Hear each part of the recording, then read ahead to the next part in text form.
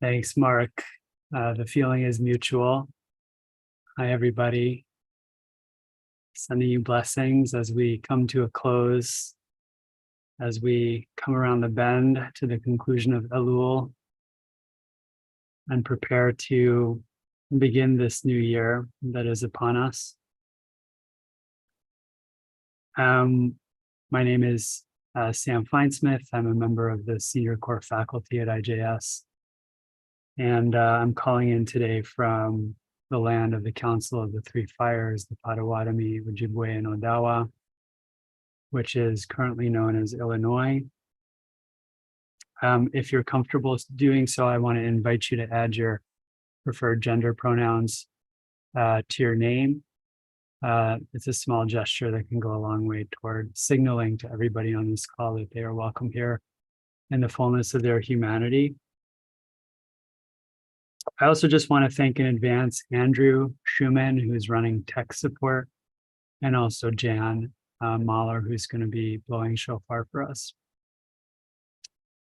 Andrew, if I can ask you to bring up the screen share, that would be helpful. So just as a very quick, brief review, we have been working with the invitation of Rabbi Nachman of Breslov to view both others and ourselves through a favorable lens, an ayin tova, a beneficent eye, as a way to really restore the heart to gladness so that we can then turn toward what needs attention and repair from a place of strength, from a place of buoyancy, from a sense of connection with our essential goodness and the essential goodness of others as well. And I couldn't believe it when this email came into my inbox the other day from Rabbi Alan Flam, who is the spiritual leader of the Soulful Shabbat Project and also an alum of the IJS Clergy Leadership Program, which I direct, because it really just resonated so powerfully with the teaching that I wanted to give today to wrap up this series. So Andrew, if I could ask you to scroll down a tiny bit to the email from Alan, and this email was sent to the entire listserv that includes over 500 clergy alumni of the IJS clergy program. And Rabbi Allen shared that his friend wrote the following about tapping or beating of the chest for vidui, for the confession that we undertake during the Slichot service, as well as during the Yom Kippur service. Mark, actually, can I ask you to read? I'd love to hear your sweet voice. Okay, thank you. My friend wrote this about tapping, beating of the chest for the vidui, the confession. In Jewish ritual, there's an urge to expel our wrongdoings, put them onto a physical thing and send them away.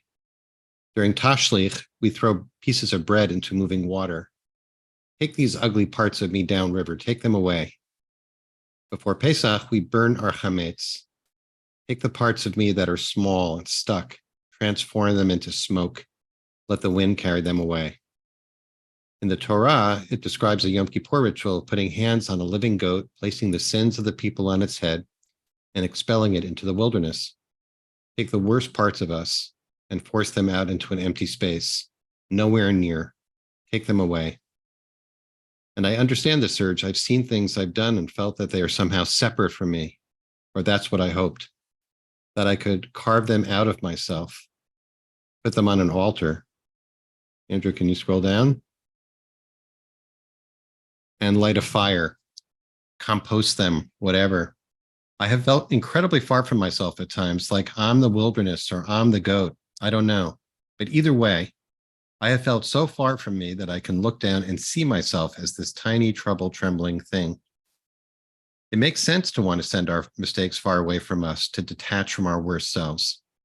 But during the vidui, we also pound on our chests. We touch our bodies each time we call out. We keep ourselves here, cannot detach or run away. It's a calling to attention, a hey, are you home? a knock, knock. And I needed that now. I had put parts of my heart to sleep. I didn't want to think or feel or think fully. I don't know about you, but it seems fair that our minds and whatever holds all our feeling might need a rest right now. But we cannot sleep forever as living things. This tapping, as we confess, can be like Morse code, urgently trying to get a message to the parts of us that are strong and whole and holy and good. Come back. We need you. Thanks so much, Mark. And Andrew, you can take down the screen share, at least for now. I just find this piece to be so beautiful and really resonant with my mindfulness practice. It's been true for me personally that sometimes I feel this very real and oh so common human desire, right? When I recognize the impact of my self-centeredness, my greed, my hatred, my delusion, my reactivity, sometimes I really feel this strong desire to excise those parts of me. But actually what I've learned over the years is that that impulse, were I to feed it, it would actually be futile. It doesn't really work. And actually, the more I try to get rid of those parts, the stronger they become, the more fuel I add to the fire. Not only that, but when I'm trying to excise parts of myself, I end up being at war with myself. And that tendency creates a deeper sense of my own deficiency. That somehow there's something wrong with me, right? So in that regard, it fuels the trance of unworthiness that we've been speaking about this whole week. So Rabbi Alan Flam's friend offers us an alternative approach here that is very resonant with a practice orientation, which is that rather than trying to excise the parts of us that we find to be ugly or distasteful or harmful, we can actually reconnect with the part of us that is innately strong, whole, holy, and good. And that's what we're going to be working on in our practice today. And again, as I said in previous sessions, we're not trying to paper over or ignore what needs attention, what needs repair, right? That which we need to address, both internally and relationally. But can we turn toward that which needs attention from a deep grounding in our own innate goodness, in our own innate wholeness? So I want to invite you to try a small exercise right now. If you're able to stand up, I want to invite you to stand up. And if you're not able to stand up, I want you to imagine that you're standing up.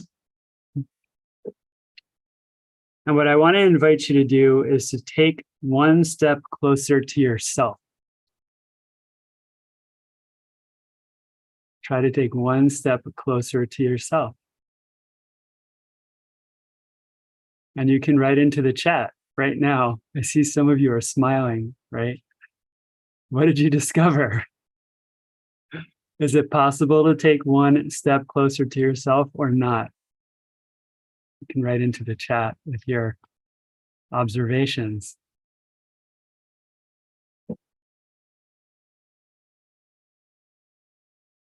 Not physically, says Harris, right? The same for Lynn.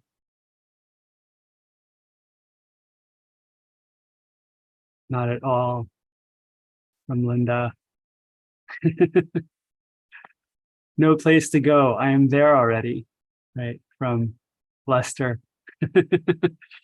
So I think this exercise beautifully reminds us of what we already know, right? Which is that the only way to take a step closer to your authentic being, to your true nature, to that part of you that is innately whole and holy and good and loving and compassionate, is by turning inward, by turning our attention down into the deepest depths of our own being. So I want to look at a couple of very brief Jewish texts from the Hasidic tradition, from the Kabbalistic tradition, that can provide some direction on how we might take a step closer to our true nature or our essential being, that part of us that remains innately strong, whole, holy, and good. And if you could pull up the screen share again, that would be so helpful, Andrew. Let's scroll up to the very top to source number 1, because it was mentioned by Rabbi Allen's friend here, right?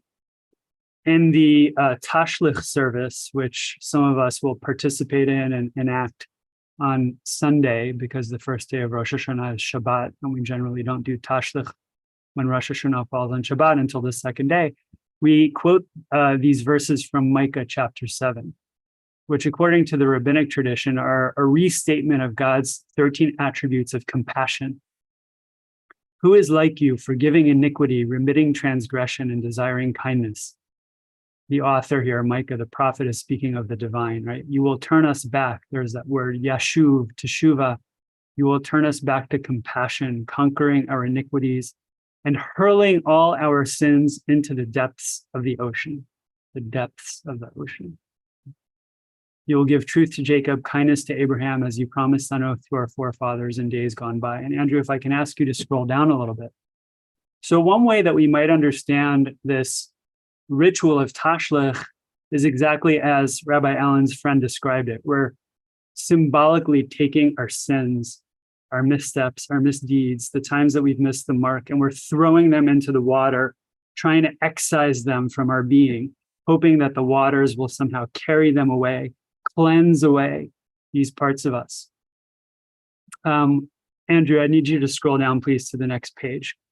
Right, but actually, Rabbi Nachman of Breslov, who's been our teacher this week, teaches that every single one of us possesses a portion of divinity from on high, a little chip off the old divine block, which is the inner dimension of wisdom, that part of us that is inherently wise and intelligent, our very sentience or consciousness itself. And here we find by the Chernobyl Rabbi, Rabbi Menachem Nachum of Chernobyl, who was a contemporary of the Baal Shem Tov, that the word Mitzrayim or Egypt contains the letters, if rearranged, right? Meitzar Yam, the narrows of the ocean, where there is an ocean of wisdom, which is awareness itself, from which wisdom flows. Our very consciousness, says Rabbi Menachem Nachum of Chernobyl, right? That is the ocean of wisdom from which all of our natural intelligence flows. And whoever doesn't have any awareness is today, just like the Israelites who left Egypt long ago, in the narrows of the ocean, for they have not yet entered into the ocean of wisdom. Which is to say, when we're moving about mindlessly in our lives, when we are mindlessly identified with our small egoic identity, right? We find ourselves in a kind of personal Egypt, a place of contracted awareness, a place of tightness, a place of suffering, a place of reactivity.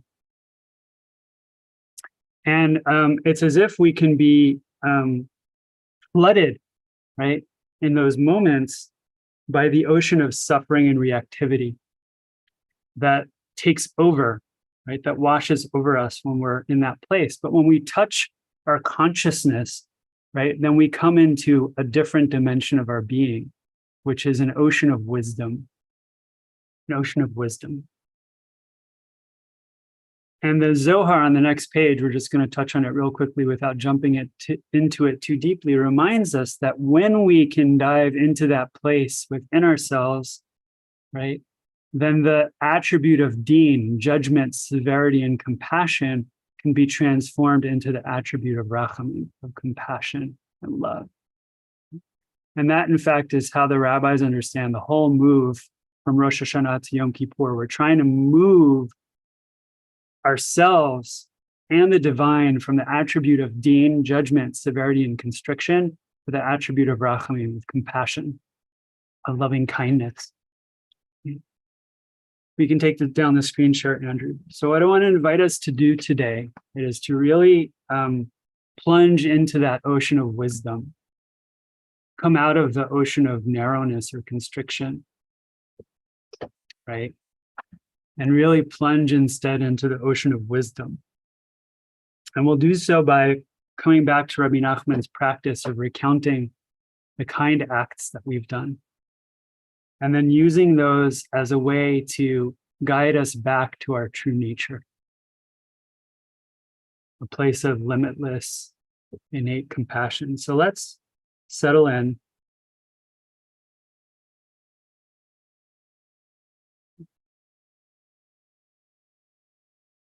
And I want to invite you to begin with a couple of deep cleansing breaths. With each in-breath, gather the attention more deeply into the body in the present moment. And with each out-breath, let go of any tension, tightness, constriction, and relax more fully into your seat.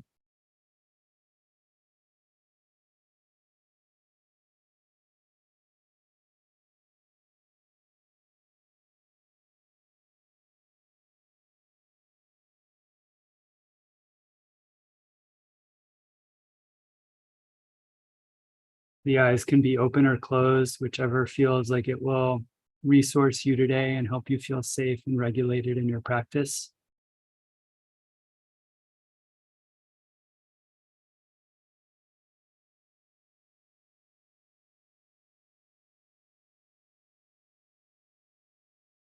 And then when you feel ready, begin to call to mind kind acts that you've done in your life.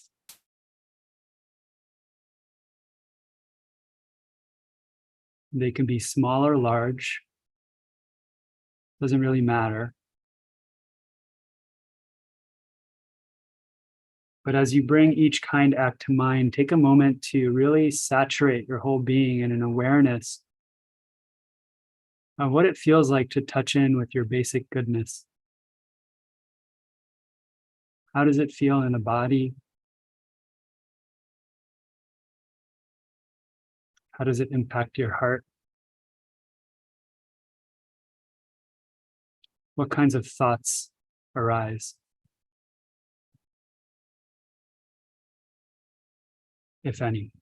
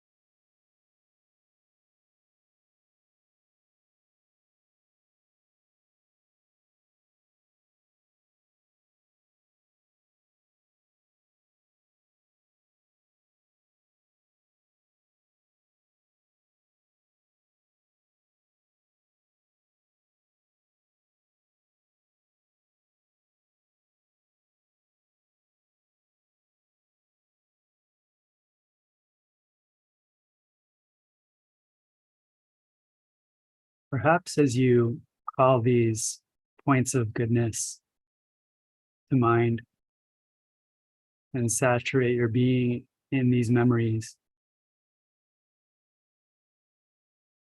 the body might naturally relax.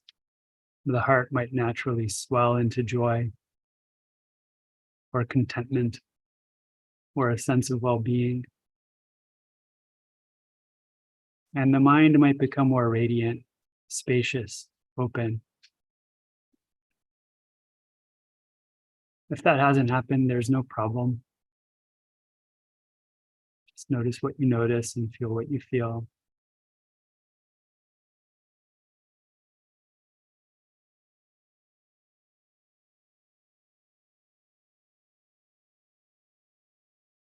And see if you can follow the breadcrumb trail, as it were, following the luminosity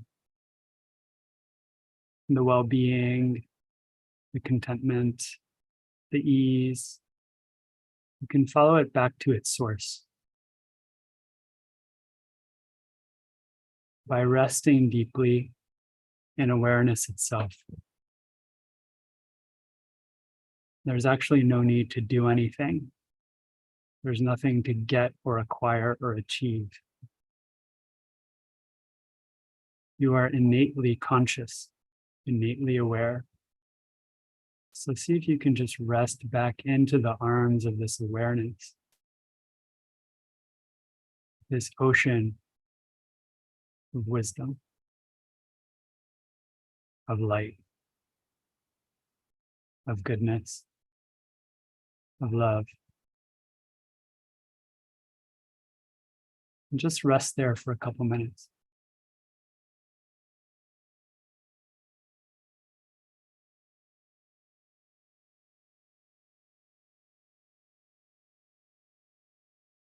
If you fall out and you become preoccupied with thoughts or feelings or sensations or sounds, it's okay, just do teshuva, come back, return. Allow your attention to rest back into this consciousness.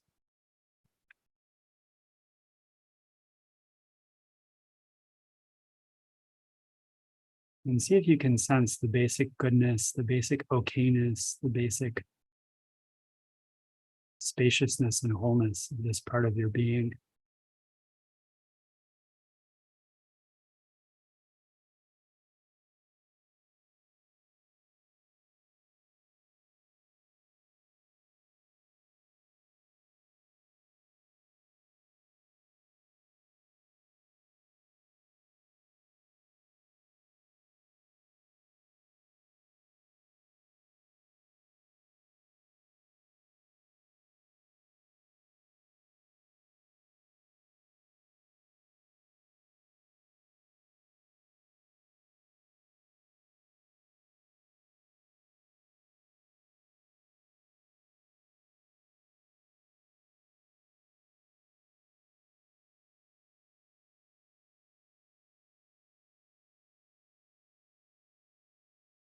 And then from this place, turn back again to look at one act that you regret doing this past year.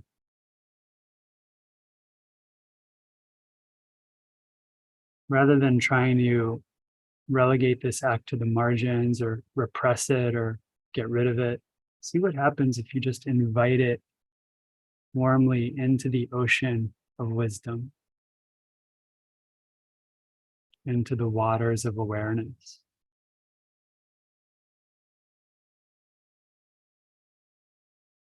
Does this awareness meet your missteps, your mistakes with harsh criticism and judgment, or with endless compassion and love?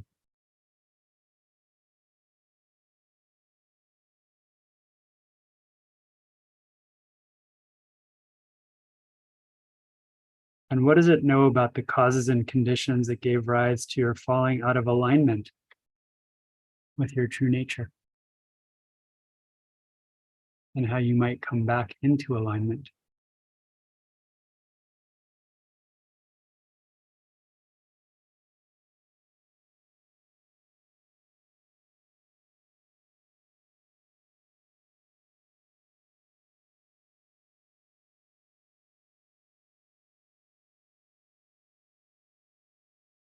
So we'll just take a couple more seconds to sit like this.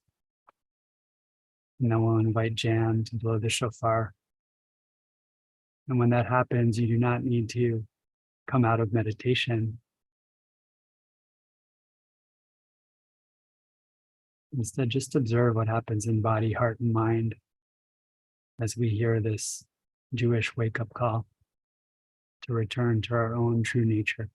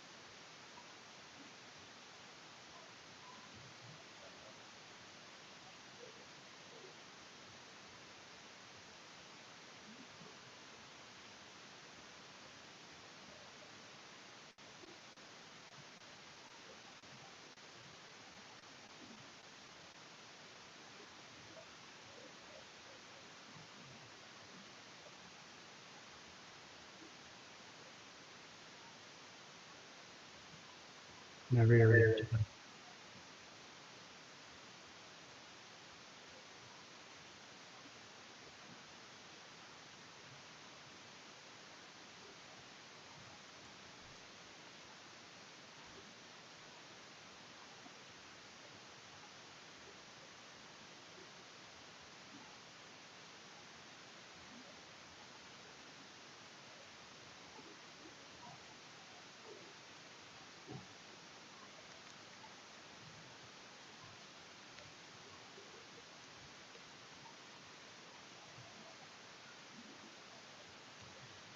So, Shana Tova, almost everyone.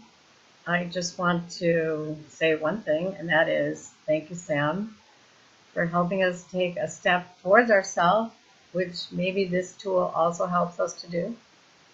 And that when we let it help us take a step towards ourselves, we can do what we really want to do, and we can be our best selves.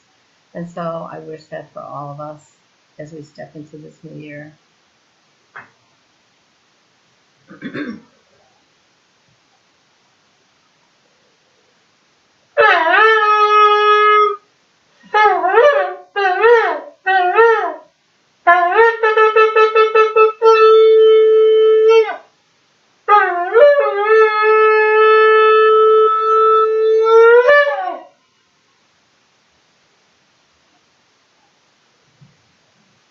Thanks so much, Janine. Thanks, Sam. And friends, we seal our practice as we do each day by offering you an opportunity. For those of you who are in mourning, observing your site, if it's your custom to join in the Kaddish, to do so and put the name or names of those you're honoring today in the chat now or after we recite Kaddish. And if you're not reciting Kaddish, if you would kindly stay present for those who are, to offer your support and compassion. Thanks to Andrew. And Andrew, if you can make it just a little bit larger for folks, that would probably be great. And if you're reciting Kaddish, I invite you to join me by rising in body or in spirit to recite the words, and you can unmute at this time. Just scroll up a little bit. There we go. Okay. Yitkadal, Yitkadash, K'nei Rabba. Amen. Alma, Divrach, Yirutei, V'yamlich, Malchutei, V'chaye Kon, V'yamechon, V'chaye Tifol, Israel, V'agalav, Yizman Karim, Amen. Yes, Rabba, may Rabba, Baba, Barach, Olam, Olam, Yahweh, Yitbarach, V'yishabach, Ha'ar, V'yitruach,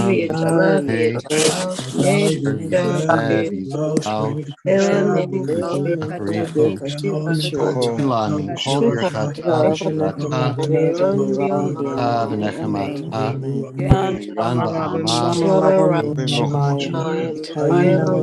ma'raba Chaim aleinu Shalom Yimamav Ya'aseh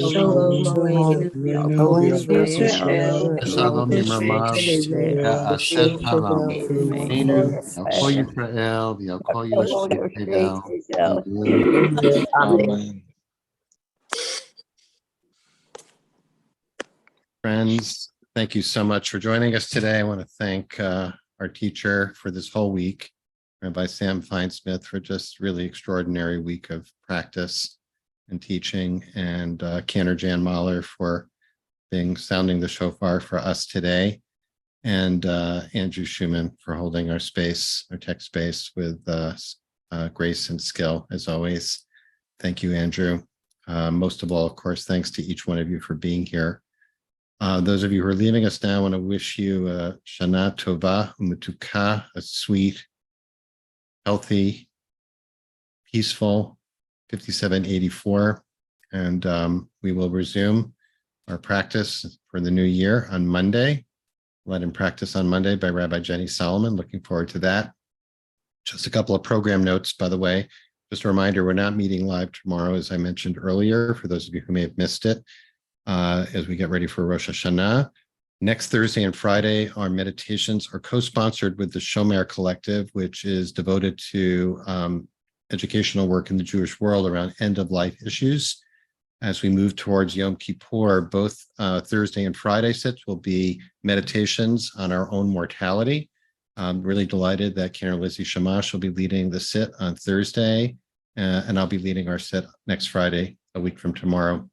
Just to let you know that. And our next week-long series will be with Rabbi Josh Fagelson 2 weeks from now during Sukkot, a series that Josh will be leading for us during Sukkot. So we're very much looking forward to that. And finally, if you're looking for a contemplative option for Rosh Hashanah, I'm going to put a link in the chat to sign up for the live stream of the second day Rosh Hashanah service on Sunday that Rabbi Shuli Passow, Cantor Dave Mintz, and I will be co-leading at B'nai Jeshurun in New York. Everyone's welcome to sign up for that. If you happen to be in New York, you can join actually in person as well. There's a link on the bj.org website for that. A lot of announcements. Okay. So if you're staying on, welcome to join Sam and I for some conversation. And if you have a question about today's teaching or anything that's come up this week, please put it in the chat. Try to keep an eye on that and share that with Sam. Or just, as always, if you'd like to use this time to continue to sit with this community, you're welcome to do that as well. Wow, it was an really extraordinary week. And I think such a gift, Sam, to lift up this part of our tradition, which is probably unfamiliar to a lot of people. You know, as you started off the week, you know, that this is a season that people really think of as being a time of very, you know, where the inner critic is really amplified. And you helped offer a counter voice, which I think will be very healing and important for a lot of people. So thank you for that. There's so much to talk about. I just want to first just talk about the tapping on the chest, because although we don't do that as part of the practice on Rosh Hashanah, it comes up on Yom Kippur, and I think it's just a great opportunity to give people an opportunity to frame that for themselves, you know, so that I want to invite you to say a little bit more about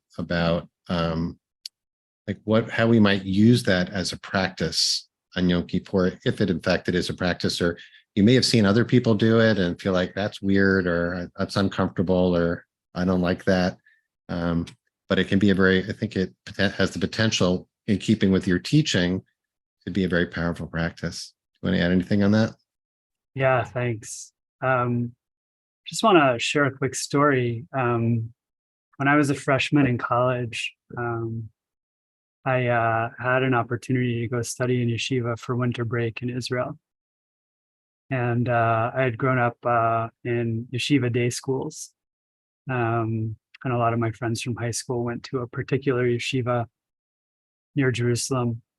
And we were davening one morning, and there was a guy in front of me who was hitting himself in the middle of his prayer practice, literally beating on himself. Mm-hmm. And I don't know if he was mentally well or unwell, or if he was just so racked with guilt, perhaps for something he may have done in the past, or maybe even for his inability to stay really focused and present in his prayer. But the guy was actually beating himself up. It wasn't subtle. It wasn't gentle. And I'm willing to bet we generally don't do that, right? But we do that to ourselves emotionally all the time.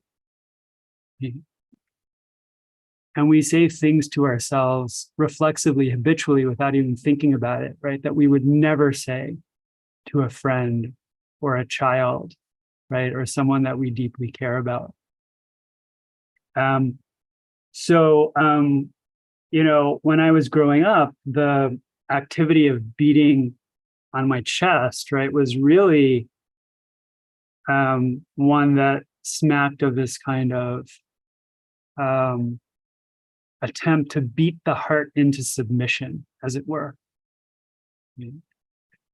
And the more I came to recognize how much self-criticism I already harbored inside my own mind and heart and tissues because of my particular conditioning, as a trauma survivor, as someone who inherited intergenerational Jewish trauma, as someone who grew up in materialist, consumerist,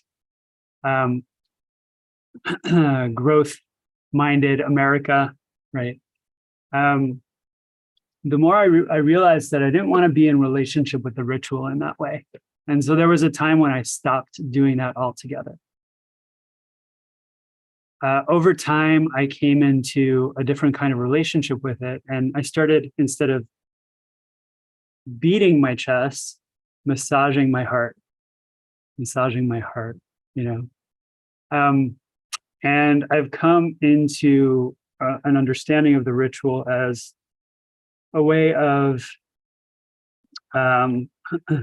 letting my heart know it's okay, you're only human. It's okay, you're only human, right? And also, in some ways, thinking about my heart as a kind of bell that has kind of grown quiet, that perhaps has been dormant for a while. And in the act of making contact with my heart, I'm kind of trying to vibrate my heart back into aliveness, into responsiveness, right? Into compassion, into love, into empathy. Mm-hmm. So these are different ways of making the ritual softer, right? And I just love what Rabbi Alan Flam offered in the name of his friend, right? This image of us knocking at the door of the heart, and as it were, right, trying to open the door for our essential nature, that part of us remains whole and holy and untouched by all of the malice and greed and self-centeredness and hatred that we experience sometimes as human beings. Mm-hmm. Really kind of opening the door, knocking on heaven's door, as it were. Mm-hmm. These are really rich, beautiful images that, for me, have really helped me to be in relationship with the confession and with the choreography of the confession in a softer, more loving way. The final thing I'll say is that in yesterday's source sheet, we didn't get to it, but I included the Ahavnu confession, right? The We Have Loved confession, which was composed by my teacher, Rabbi Avi Weiss. And it's meant to be a supplement, right, to the traditional confession, which lists our collective misdeeds and transgressions. And I want to invite you to try using it this year, right, as a way to really affirm that both you and the community of which you are a part, right, have acted from their basic goodness as well, not only in ways that have been harmful, but in ways that have been tremendously healing and compassionate and loving, right, so that we can hold what needs attention in this broader context of self-compassion and some sort of a connection with our inherent goodness. Yeah. So I want to use that transition. There are also there's a lot of wonderful like embellishments of what you just offered in terms of the practice. And just if I could just tack on very briefly, like the knocking on the door imagery. Of course, there's all kinds of knocking on the door. There's like pounding on the door, and then there's like this gentle knock of a loving knock, right? And so we have a beautiful passage from Song of Songs called Dodi Dofek, that the voice of the beloved is knocking at the heart. So I just want to add that. We could go on, but in the minutes that we have remaining, I want to pick up on what you just said, because what you invited us to at the end struck me as just such a beautiful encapsulation of, what we are trying to offer through IJS, right? Awareness, cultivating awareness of that ocean of wisdom. And it's not just wisdom, it's of love, right? And you described the arc of these 10 days that we're about to move into, Rosh Hashanah to Yom Kippur, as this movement from deen, from judgment, which has its place, right? That's our starting point. Like, starting point is just noticing the inner critic. It's not to banish that, it's to say, oh, thanks for being here.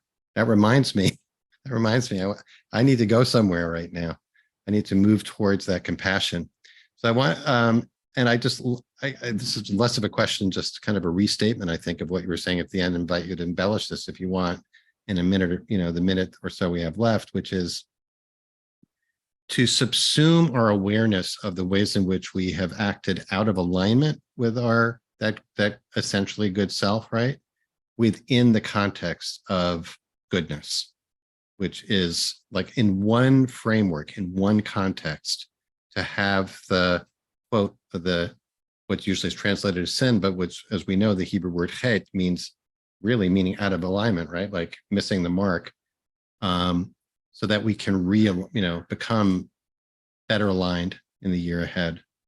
So I just want to see if you want to comment a little bit about, where we're headed on Yom Kippur in that way. Yeah, I love that, Mark. So just want to say real quickly, yes, we might start on Rosh Hashanah with a sense of self-judgment, self-criticism.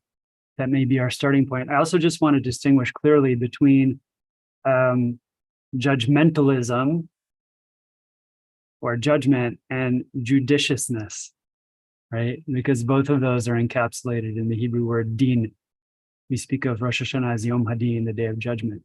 It's also the day when we try to be judicious and clarify, when did I act in alignment with my essential goodness and when was I out of alignment? Right?